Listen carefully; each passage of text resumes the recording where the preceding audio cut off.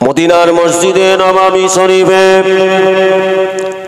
আল্লাহ রাসূল যখন নসিহত করতেন, শেষ সময়ে যখন আমার নবী দয়ার নবী নসিহত করতেন, হযরত আবু বকর সিদ্দিক আমার নবী চাঁদ মুখের দিকে তাকাতেন, আল্লাহ নবী দয়ার নবী নূরের চেহারার দিকে তাকাতেন আর অঝর নয়নে কাঁদতেন। কেন হযরত আবু বকর বুঝতে পেরেছিলেন আল্লাহ নবী আর বেশি দিন আমাদের কাছে থাকবে না, আল্লাহ নবী এবার বিদায় হয়ে যাবেন। কেননা আমার নবী যে সিগন্যাল দিয়ে দিয়েছে, আমাদেরকে যেভাবে নসিহত করছে, আমরা বুঝতে পারছি নবী আর পৃথিবীর জমিনে থাকবে না, আল্লাহ নবী দুনিয়াতে বিদায় হয়ে যাবে। তাই আবু বকর হুজুর আমার নবী চাঁদ মুখের দিকে তাকাতেন, ঝরঝর ঝরঝর করে এমন করে চোখের পানি ফেলতেন।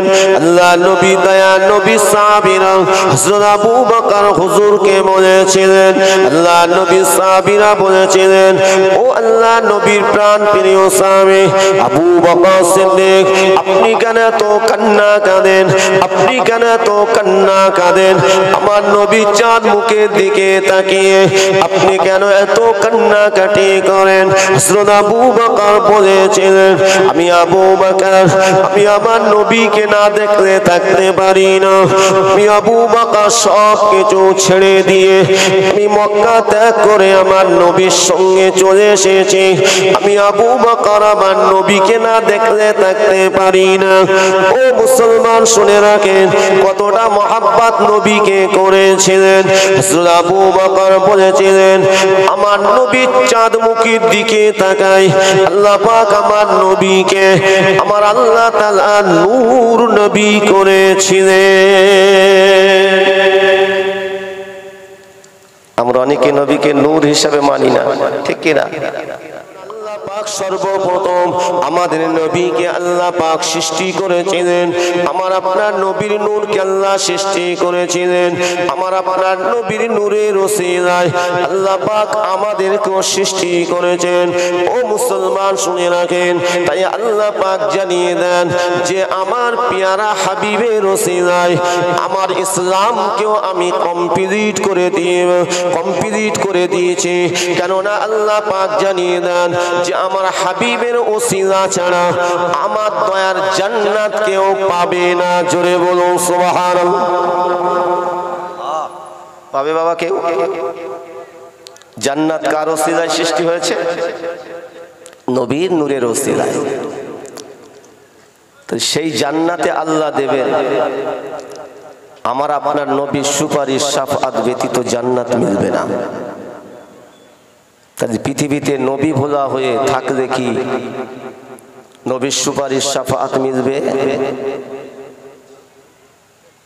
নবীর উপরে কোরআন নাজিল হয়েছে, আমার নবী বলেছেন আল্লাহ পাক আমার উপরে যত মুজিজা দান করেছেন তার মধ্যে শ্রেষ্ঠ মুজিজা হলো কোরআন।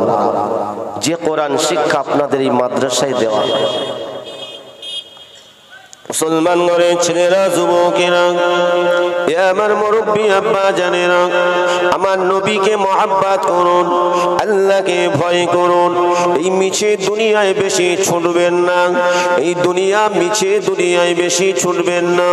আমি আপনি মাথার ঘাম পায়ে ফেলে কঠোর পরিশ্রম করছি মুসলমান, অবশ্যই আপনি করুন আপনার সন্তান সন্ততির জন্য। কিন্তু আপনার এই মাথার ঘাম পায়ে পড়া, আপনার হালাল টাকাটা যেন হারামের দিকে যেন ঝুঁকে না যায়, আপনার হালাল টাকাটা যেন সুদের ভিতরে ঢুকে না যায়, আপনার হালাল টাকাটা যেন কষ্টের টাকাটা যেন কোনো খারাপি রাস্তায় যেন ব্যয় না হয়। এই মুসলমান শুনে রাখেন, আমি আপনি যে অর্থ উপার্জন করে, এই অর্থ উপার্জন আপনি অবশ্যই করবেন, তবে আপনার আপনার সন্তান সন্ততিদের জন্য আপনি যে রুটি রুজির জন্য দুনিয়ায় ছুটে বেড়ান, এটা আমার আল্লাহ পাক নিষেধ করেননি।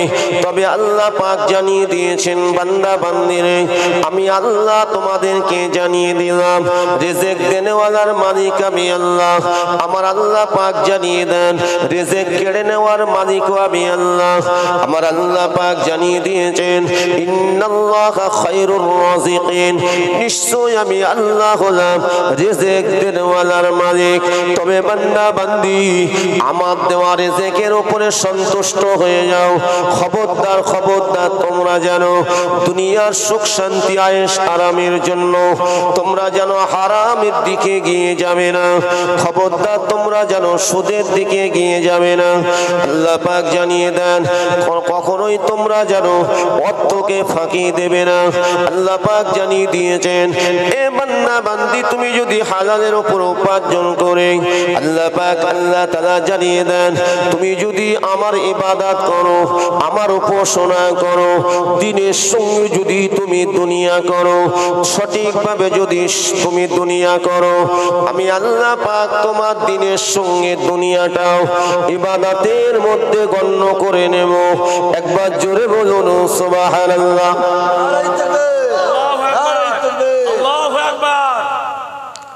আমরা পাচ্ছি বাবা, দিনের সঙ্গে দুনিয়া করতে পারছি সঠিকভাবে? অর্থ নিয়ে আমরা ভাবছি যে আমার অর্থটা হালাল হচ্ছে কি হারাম হচ্ছে। সন্তান সন্ততি তারা কিভাবে চলছে, তাদের চলাফেরা, এগুলো আমি আপনি লক্ষ্য রাখছি তো?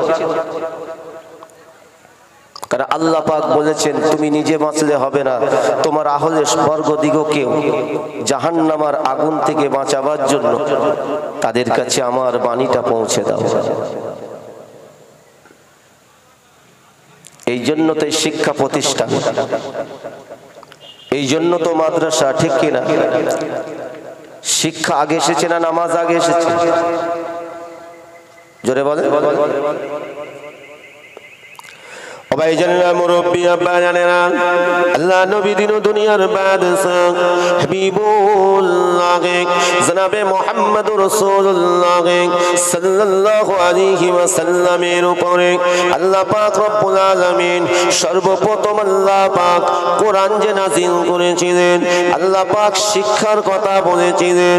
আমার আল্লাহ প্রথম নামাজ পাঠাননি বাবা, নামাজের কথা আল্লাহ নবীকে প্রথমে বলেননি। আল্লাহ পাক রব্বুল আলামিন সর্বপ্রথম সূরা আলাকের আল্লাহ পাক 5টা আয়াত নাযিল করে জানিয়ে দিয়েছিলেন, ইকরা ইকরা বিসমি রাব্বিকাল্লাযী খলাক খলাকাল ইনসানা মিন আলাক ইকরা ওয়া রাব্বুকাল আকরামুল্লাযী আল্লামা বিল কলম আল্লামাল ইনসানা মা লাম ইয়ালাম। জোরে বলুন সুবহানাল্লাহ। আল্লাহ পাক সর্বপ্রথম আমার আপনার নবীর উপরে আল্লাহ শিক্ষার কথা বলেছেন, ইকরা, হে নবী আপনি পড়ুন, আপনি পড়ুন। কি বাবা, নামাজ পড়তে গেলেও শিক্ষার দরকার তো। পাক না পাকের ব্যাপার আছে, এগুলো তো শিখতে হবে। নামাজ পড়তে গেলে আমি আপনি কিভাবে নামাজটা আদায় করব সেটা তো শিখতে হবে। এই শিক্ষা কি হাটে বাজারে পাওয়া যায়? কোথায় পাওয়া যায়? কথা বলেন। মাদ্রাসায়, মাদ্রাসায় পাওয়া যায়। মাদ্রাসায় আমরা মুসলমান বেশি সময় দেই না হাটে বাজারে বেশি সময় দেই? মসজিদে বেশি সময় দেই না হাটে বাজারে বেশি সময় দেই?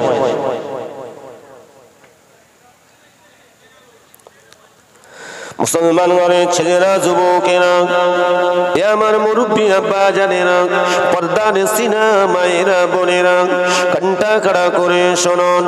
আল্লাহ নবী দিন দুনিয়ার বাদশাহ নবী আমার জানিয়ে দিয়েছেন, আমার উম্মত উম্মতিরা তারা যদি আল্লাহকে যদি বেশি ভয় করে, আমি নবী আমাকে যদি মহাব্বত করে, তাহলে তাদের ভেতরে আল্লাহর ঘরের প্রতি বেশি মহাব্বত থাকবে। আমি নবী জানিয়ে দিলাম, আমি যে শিক্ষার কথা তাদেরকে জানিয়েছি, মাদ্রাসার প্রতি বেশি মহাব্বত থাকবে, কোরআনের প্রতি বেশি মহাব্বত থাকবে, তারা বেশি মসজিদে সময় দেবে, তারা বেশি মসজিদে সময় দেবে, তারা বেশি শিক্ষা কোরআনের উপরে বেশি সময় দেবে, আল্লাহ জিকিরের উপরে বেশি সময় দেবে।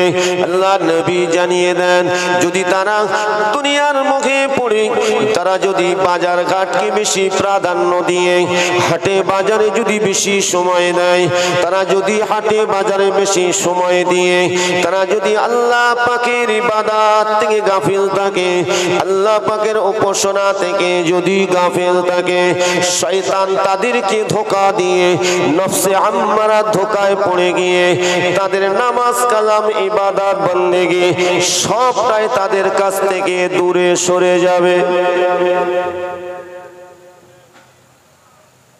তাদের কাছ থেকে দূরে সরে যাবে।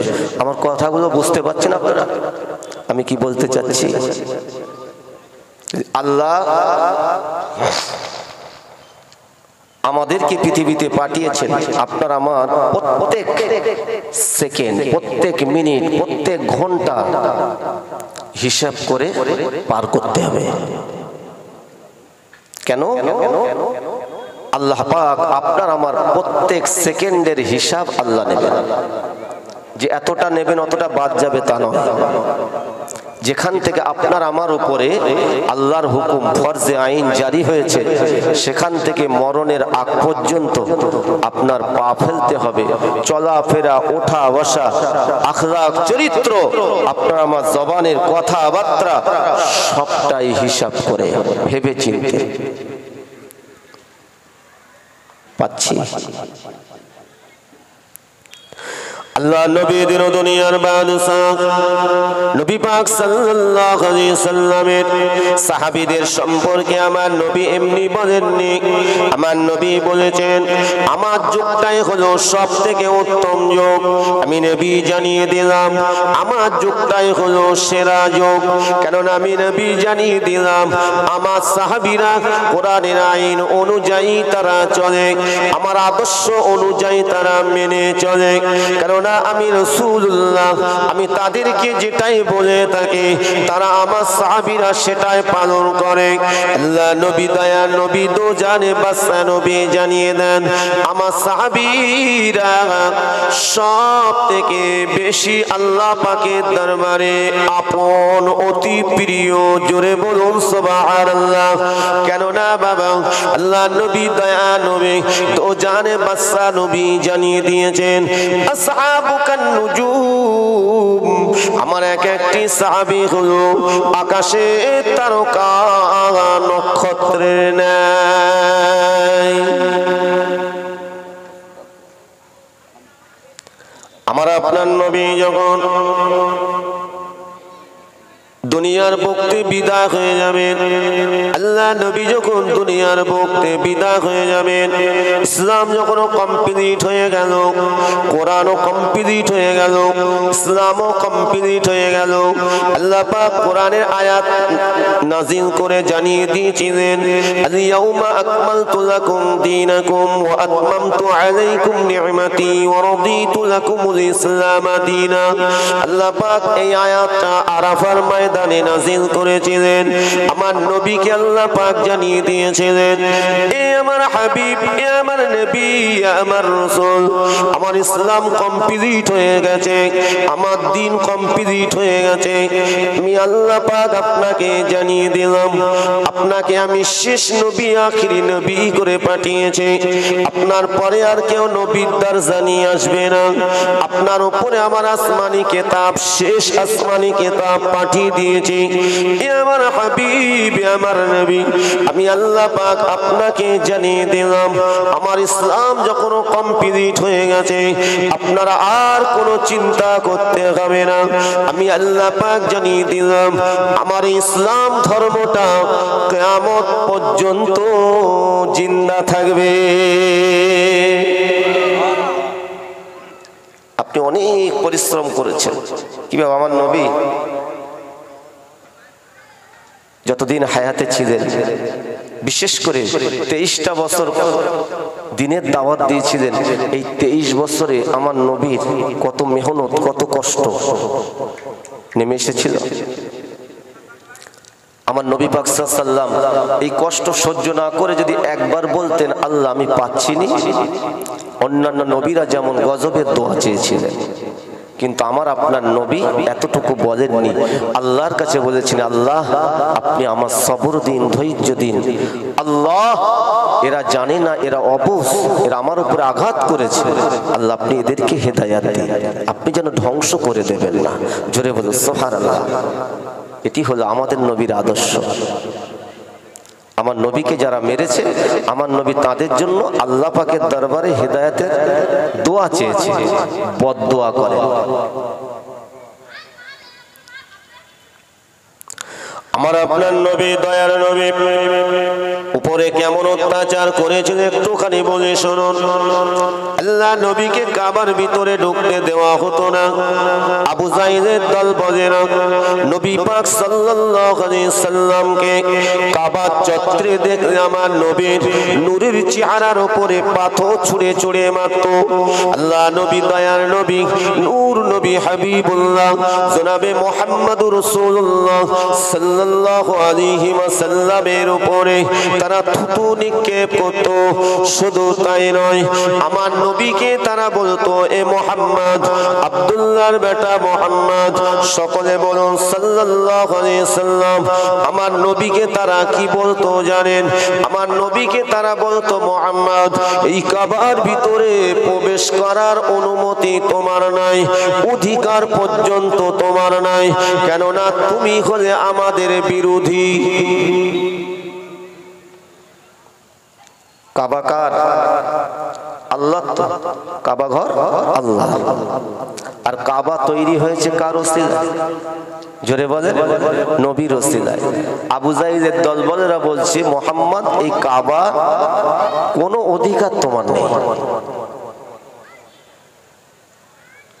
আমার নবী পাক সাল্লাল্লাহু আলাইহি সাল্লাম বলেছিলেন আল্লাহ যদি আমাকে না বানাতেন এই কাবা তৈরি হতো না। জোরে বলো সুবহানাল্লাহ।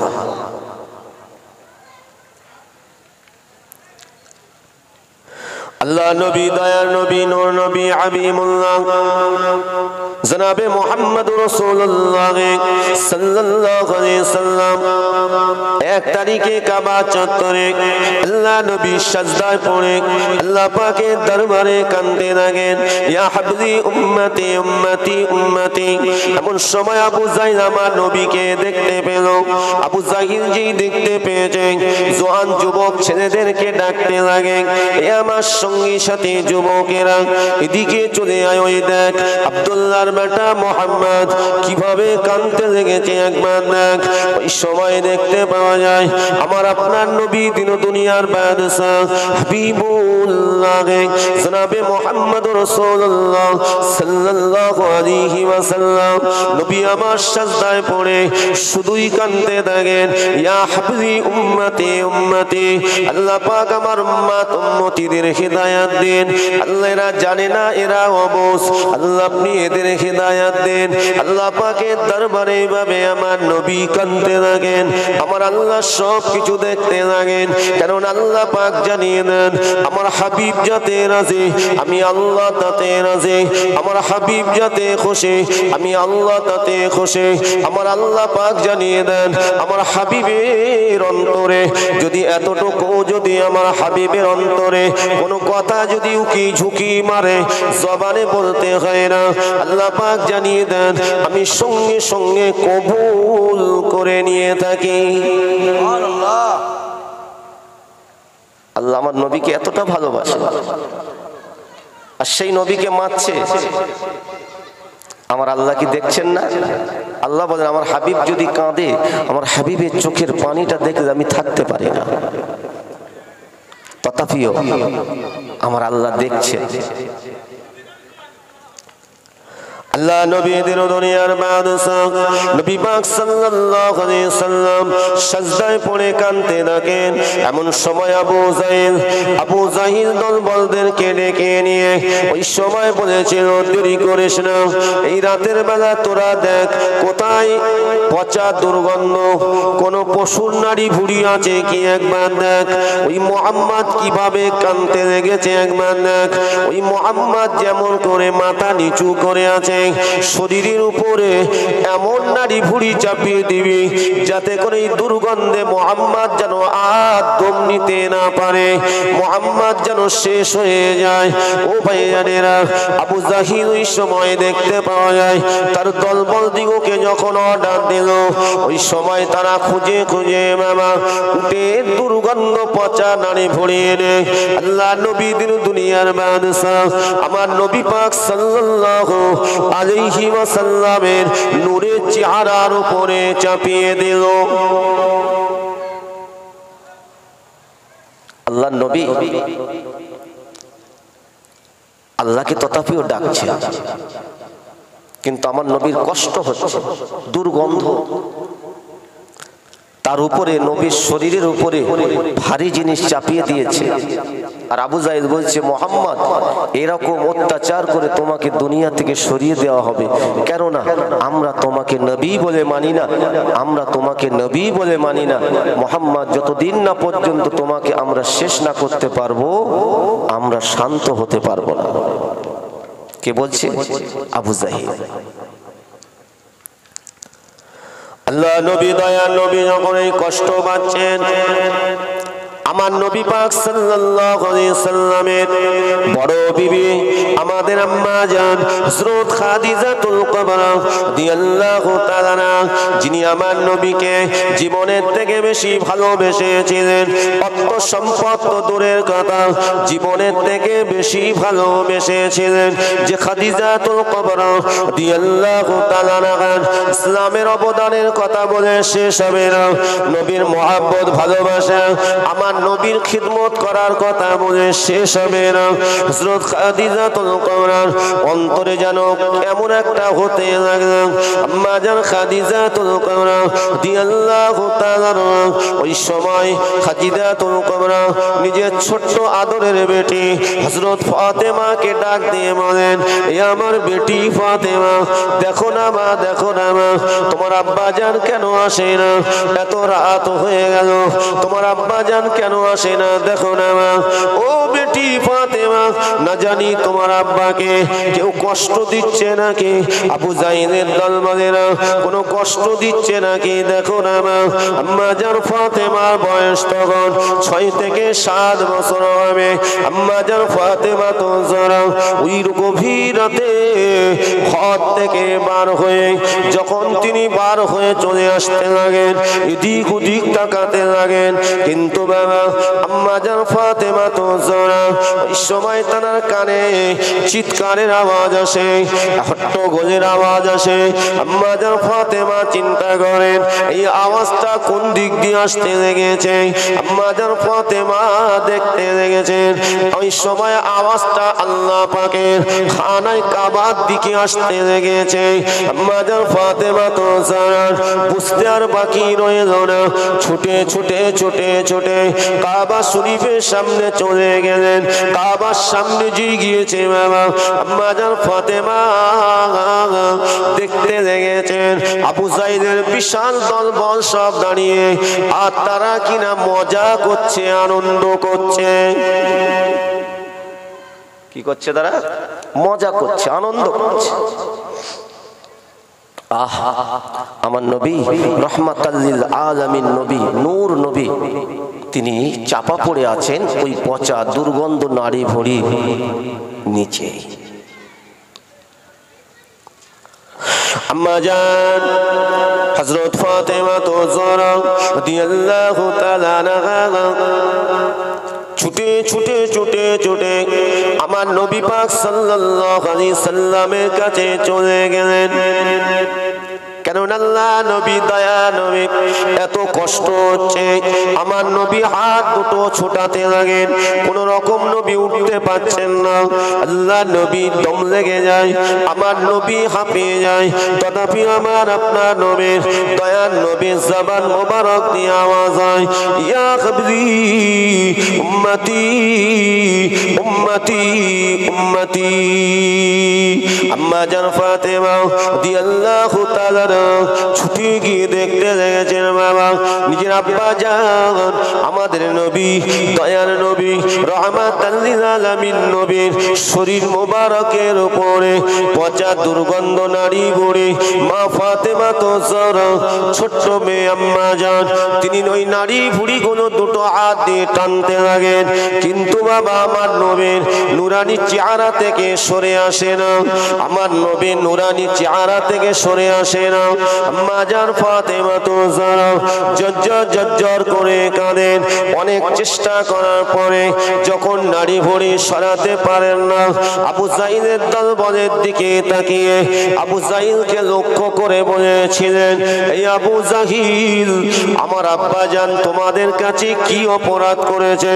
আমার আব্বা জান কি তোমাদের কারোর কাছে ঋণ করেছে?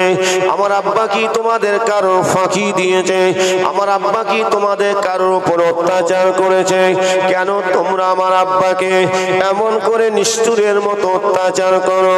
পচা নাড়ি ভরে দুর্গন্ধময় নাড়ি ভুড়ি চাপিয়ে দিয়েছ। আমার আব্বা জানের দম লেগে যায়, আমার আব্বা জান ছটফট করতে থাকে। এসো না তোমরা এসে আমার আব্বা জানের শরীর মোবারক থেকে নাড়ি ভুড়ি গুলো সরিয়ে নাও। আবু জাহিল ওই সময় আওয়াজ দিয়ে বলেছিল, এ মুহাম্মাদের বেটি ফাতেমা তোমার আব্বাকে এইভাবে সাজা দেওয়া হবে, তোমার আব্বাকে এইভাবে কষ্ট দেওয়া হবে। আম্মা জান ফাতেমা তো জহরা রাদিয়াল্লাহু তাআলা আর থাকতে পারলেন না।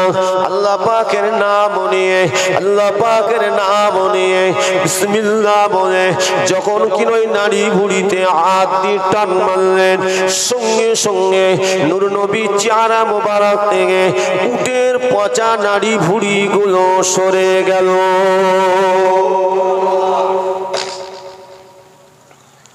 আমার নবীকে কে হেফাজত করেছেন? জোরে বলেন, আমার আল্লাহ। কারণ আল্লাহ পাক আমার নবীকে বলেছিলেন, ইয়া আইয়ুহার রাসূল বাল্লিগ মা উনজিলা ইলাইকা মির রাব্বিক। আমার আল্লাহ পাক জানিয়েছিলেন, হে আমার রাসূল হে আমার রাসূল। আল্লাহ আমার নবীকে কোনদিন হে মুহাম্মদ বলে ডাকতেন না, আল্লাহ আমার নবীকে কোনদিন আহমদ বলে ডাকতেন না। কোরআন পাকের ভিতরে আল্লাহ পাক চারটি জায়গায় মুহাম্মদ শব্দুল্লাহ উল্লেখ করেছেন, কিন্তু আমার আল্লাহ পাক মুহাম্মদুর রাসূলুল্লাহ সাল্লাল্লাহু আলাইহি ওয়াসাল্লাম তিনি যে আমার আল্লাহ পাকের নবী এটাকে পরিচয় করে দেওয়ার জন্য আমার আল্লাহ পাক আমার নবীর নামটাকে আমার আল্লাহ পাক কোরআন পাকে জানিয়ে দিয়েছেন। যেমন কিনা আল্লাহ পাক জানিয়ে দিয়েছেন, মা কানা মুহাম্মাদুন আবা আহাদিম মির রিজালিকুম ওয়ালাকিন রাসূলুল্লাহি ওয়া খাতামান নবিয়্যিন। মক্কার আবু জাইল আবুল আবেদ দলবলেরা নবীকে হাটকুড়ো বলে ডাকতো, লেস কাটা বলে ডাকতো। আমার নবীর পুত্র সন্তান আল্লাহ দিয়েছিলেন, পুত্র সন্তানকে আল্লাহ ছোট্ট বয়সে তুলে নিয়েছিলেন, তাই মক্কার মানুষেরা আমার আপনার নবীকে হাটকুড়ো বলে বলে ডাকতো। সেই সময় মক্কার মানুষেরা আবু জাইলের দলবলেরা নারীদের সম্মান দিত না, নারীদেরকে মা বোনদেরকে ইজ্জত দিত না। তারা ইচ্ছা মতো ব্যবহার করত, ইচ্ছা মতো তারা বিয়ে করত, ইচ্ছা মতো তারা ছেড়ে দিত। কোন সময়? যেটাকে আইয়ামে জাহিলিয়াতের যুগ, বর্বর যুগ, যে যুগে আল্লাহ পাক আমার আপনার নবীকে পাঠিয়ে দিয়ে নারী জাতিদের যদি সম্মান ফিরিয়ে আনতে হয়, আমার আপনার নবীর ওসিলায় আল্লাহ পাক আমাদের মা বোনদের সম্মানকে আল্লাহ দান করেছেন। ঠিক তো নাকি? কেন? নারীদেরকে তারা ইচ্ছা মতো বিয়ে করত, মোহরানা দিত না, ইচ্ছা মতো ছেড়ে দিত, তালাক দিত। এতিম মেয়েদেরকে বিয়ে করত, তাদের মাল মত্তাগুলো আত্মসাৎ করে নিয়ে আবার তাদেরকে তাড়িয়ে দিত। নবী আমার নারীদের সম্মানকে ফিরিয়ে দিয়েছেন। জোরে বলুন সুবহানাল্লাহ। ও মুসলমান শুনে রাখেন, তাই আমার নবীকে আট কুড়ো বলতো। আবু জাইদের দল বলে না, আল্লাহ পাক রব্বুল আলামিন তাই কোরআন পাকের মধ্যে আল্লাহ জানিয়ে দিয়েছেন, মা কানা মুহাম্মাদুন আবা আহাদিম মির রিজালিকুম। আল্লাহ পাক জানিয়ে দিলেন, আমার মুহাম্মদ কোন প্রাপ্ত বয়স্ক পুত্রের পিতা নন। আমার মুহাম্মদ, সকলে বলো সাল্লাল্লাহু আলাইহি সাল্লাম, কোন প্রাপ্ত বয়স্ক পুত্রের পিতা নয়। ওয়ালাকিন রাসূলুল্লাহ, আল্লাহ পাক জানিয়ে দিলেন, মুহাম্মদ সাল্লাল্লাহু সাল্লাম হলেন আমি আল্লাহ আমার রাসূল। জোরে বলো সুবহানাল্লাহ। ওয়া খাতামান নবিয়্যিন, এবং শেষ নবী, আখিরি নবী। আমার নবীর পরে আর কেউ নবীর দরজা নিয়ে আসবে না। আল্লাহ পরিচয় করে দিয়েছেন, কিন্তু আল্লাহ আমার নবীকে কোনোদিন মুহাম্মদ বলে ডাকে না। তাই আল্লাহ পাক নবীকে জানিয়ে দিলেন, ইয়া আইয়ুহার রাসূল, হে আমার রাসূল, বাল্লিগ মা উনজিলা ইলাইকা মির রাব্বিক, আপনার রবের পক্ষ থেকে যেটা নাযিল হয় আপনি সেটা প্রচার করুন। ওয়া ইন লাম তাফআল ফামা বাল্লাগতা রিসালাতা, আল্লাহু ইয়াসিমুকা মিনান নাস, আল্লাহু ইয়াসিমুকা মিনান নাস। আল্লাহ পাক জানিয়ে দিলেন, হে আমার নবী, হে আমার রাসূল, ওই সমস্ত মানুষদের খারাপি থেকে, তাদের অনিষ্ট থেকে আমি আল্লাহ পাক আপনাকে রক্ষা করব। কত চেষ্টা করেছে না নবীকে মারার জন্য, পারেনি। কিন্তু আমার নবীর সঙ্গে আছেন কে? আল্লাহ। আল্লাহ যদি আপনার আমার হায়াতে রাখেন, পৃথিবীর কোনো মানুষ যদি মারার চেষ্টা করে পারবে? পারবে না। হায়াত থাকতে মউত হবে না। যে কোনো সে আল্লাহ হেফাজত করবে। ও মুসলমান, আল্লাহ পাক অপর আয়াতে জানিয়ে দিলেন, লা ইয়াদুরুকুম ইল্লা আযা ওয়া ইন ইউকাতিলুকুম ইউওয়াল্লুকুমুল আদবার। আল্লাহ পাক জানিয়ে দিলেন, হাবিব গো, আপনাকে ওরা সামান্য কষ্ট দেওয়া ছাড়া, একটু বিপদে ফেলা ছাড়া ওরা আপনাকে কখনোই মারতে পারবে না। কেননা আমি আল্লাহ পাক আপনাকে পৃথিবীর জমিনে পাঠিয়েছে, আমি আল্লাহ আপনাকে হেফাজত করব। আপনার হেফাজতের দায়িত্ব আমি আল্লাহ নিয়েছি। আমার হাবিব, আমার নবী, যতদিন না পর্যন্ত আমার মনোনীত ধর্ম ইসলাম কমপ্লিট না হবে, আমি আল্লাহ পাক আপনাকে পৃথিবীর জমিন থেকে ডেকে নেব না। একটু জোরে বলা যাবে সুবহানাল্লাহ। ও ভাইজানেরা, আমার আল্লাহ পাক বলেছেন, হাবিব, যেদিন আমার ইসলাম কমপ্লিট হয়ে যাবে আমি আল্লাহ পাক সেদিন আপনাকে সসম্মানে আমার কাছে ডেকে নেব। আমরা হলাম সেই নবীর উম্মত।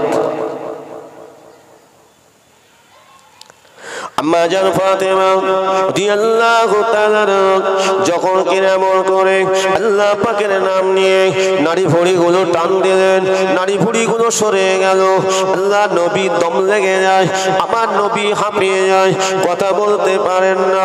ওই সময় ফাতেমা তো যারা আবু জাইদের দলবলের দিকে লক্ষ্য করে দুটো হাত তুলে আল্লাহ পাকের দরবারে ওদের বিরুদ্ধে আল্লাহর দরবারে নালিশ করবেন, বদদোয়া করবেন।